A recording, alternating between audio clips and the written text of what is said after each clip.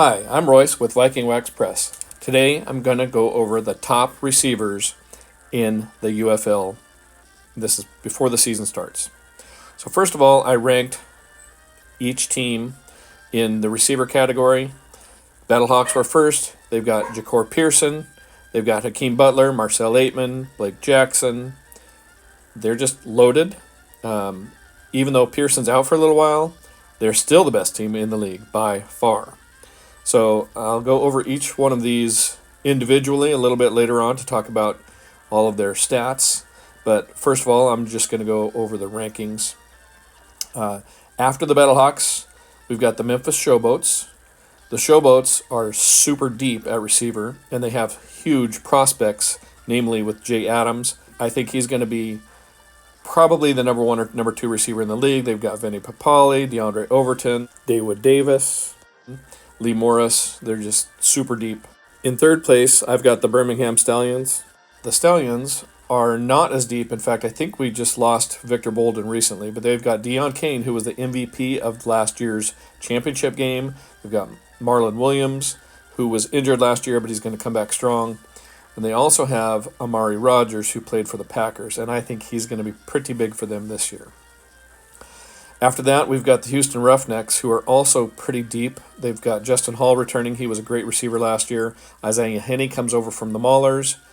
And they're bringing in a guy named Kirk Merritt, who played for the Saints and for the Dolphins, and is familiar with one of the guys who might end up being their quarterback. After that, we've got the Arlington Renegades. They have a guy coming over from the Roughnecks named Deontay Burnett. They have Tyler Vaughns, who did really well for them. After that, they kind of drop off a bit, but the thing about them, they also have Sal Cannella at tight end, so they should be all right. The Brahmas are looking pretty good this year. They've got Geontre Kirkland coming over from the Roughnecks, Marquez Stevenson, who played for the Bills. They've got Landon Akers, who's been on the Rams and played for them last year. But the main thing is they've got this offense under Wade Phillips that's going to be far superior than last year's offense and should be much more receiver-focused. At number 7, we've got the Michigan Panthers. Pretty shallow. They've got two really good guys in Devin Gray and Trey Quinn. Trey Quinn led them last year, and Devin Gray led the Stars last year. So they should have two really good guys, but after that, they kind of drop off. The DC Defenders are really, by far and away, the last team as far as receivers go. They bring in Kiki Kute from the Texans. After that, I really don't see anybody other than Chris Rowland doing great. Now I'm going to go over each receiver individually, starting with Jax Peterson, who is by far and away the best receiver yardage-wise in the league. Last year he played for the Sea Dragons. He's unfortunately out for the beginning of this season. So next I'll go over my kind of elite players that are returning to the league. With Jax Peterson out, Hakeem Butler is probably going to lead the Battlehawks in receiving, maybe the league. He had 51 receptions last year for 599 yards. After that, Jonathan Adams for the Showboats played for the Breakers last year. He had 41 catches for 511 yards and a 12.46 yard average. He's probably going to improve again like he did last year. He'll be the number 1 or 2 receiver in the league.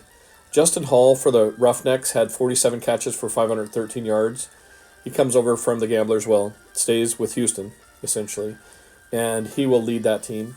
Devin Gray comes over from the Stars to join the Panthers, and he had 50 catches for 502 yards last year. Marcel Aitman for the Battlehawks comes off of injury. He only had 259 yards last year, but he will come back, and he's got A.J. McCarron throwing him the ball and a lot of other receivers, so he'll get his.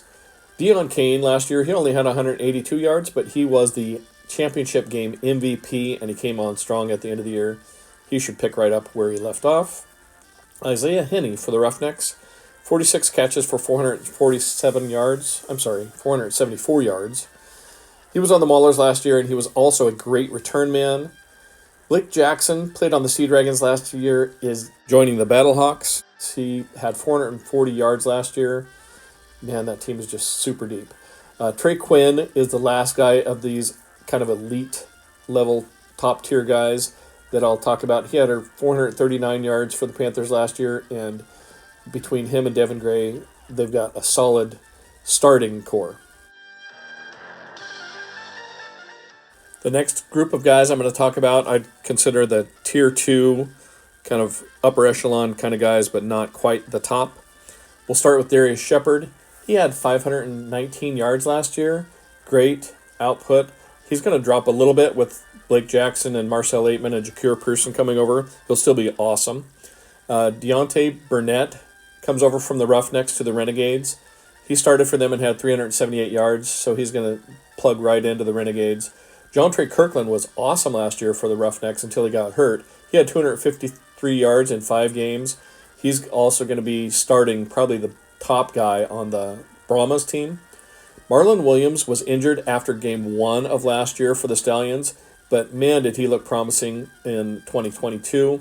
He's also going to, I think, pick right back up as he returns from injury to be one of the top Stallions guys. Tyler Vaughns for the Renegades had 302 yards. He's probably going to be the Renegades' second guy. Vinny Papale for the Showboats did really well last year, definitely better than he did for the Bandits the year before. He's also a great guy on special teams, so look for him to do really well in this offense. Along with DeAndre Overton, who comes over from the Stars. He had 333 yards for the Stars last year. Should do really well on the Showboats as kind of the number 3 guy on their team. And then we have Landon Akers for the Brahmas. He's going to be probably their second guy. He played for the Rams early on and then came over and played for the Brahmas last year, but did not play all of the games. He still had 303 yards, so he's pretty good. Lee Morris for the Showboats. The Showboats are just so deep. Lee Morris had 305 yards last year for the Breakers. Just another awesome target for Case Cookus to throw to. Now we are going to kind of talk about these 5 guys coming over from the NFL. They don't have any spring lead stats, but Kiki Kute is the main guy in the defenders. Marquez Stevenson is going to probably be the Brahmas' top receiver. He played for the Bills. Then we've got Amari Rogers, who played for the Packers. He's going to be on the Stallions. The next guy is Dawood Davis, another Showboat. And then Kirk Merritt is going to be on the Roughnecks. He could really do well if he meshes with the QB. And that's all I have for today.